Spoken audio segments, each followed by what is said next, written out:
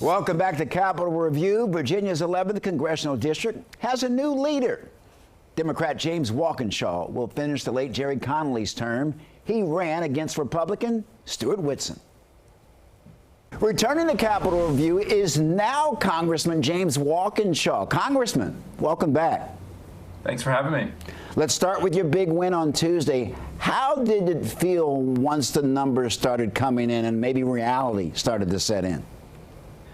It was a great feeling. You know, anytime you're running for office, getting to election day itself is a great feeling because you know you've kind of reached the end of the finish line, and you hope for good results as those results come in. And it was very gratifying. You know, I appreciate my Republican opponent stepping up and running, and his gracious statement in concession after the election. But I really, appreciate all of the folks who supported me along the way, those who volunteered, who contributed, and especially the voters who came out in record numbers for a special election on Tuesday.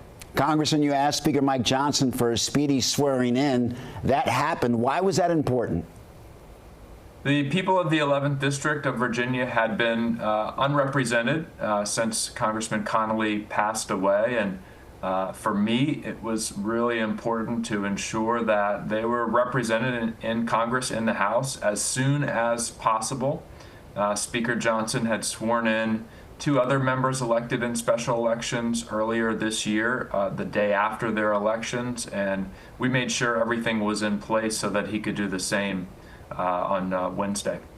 Congressman, there's been a lot of conversation over the temperature of political rhetoric lately, especially in the last few days. What's your take on that? Obviously, the horrific shooting of the conservative activist Charlie Kirk has dominated the dialogue, and I'm heartbroken over it. You know, he was a father, 2 children, I think, a husband. I can't imagine what his family is going through. Political violence, any form of violence, should not be part of the American fabric and should be condemned across the board, universally, left, right, center. I think we're in a key moment right now where we can choose one of 2 paths. If we continue to be at each other's throats about this kind of violence that we declare, as some have, a kind of civil war, things can really go off the rails. So I think it's incumbent upon all of us in leadership roles to turn down the temperature in this moment, acknowledge that we've seen political violence on the left and right, statistically more on the right, but on the left and the right, and those of us on the left, right, and center should all be condemning it in any form. Congressman, quickly, government shutdown looming. What has to be done to avoid that from happening?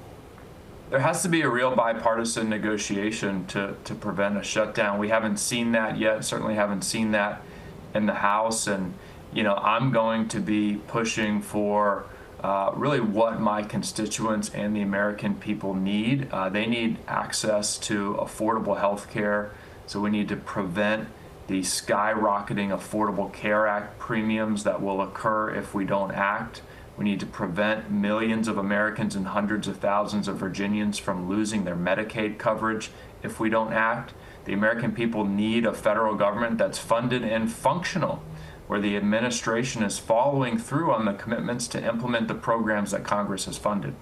Congressman James Walkinshaw, thank you so very much for joining us. Thanks for having me.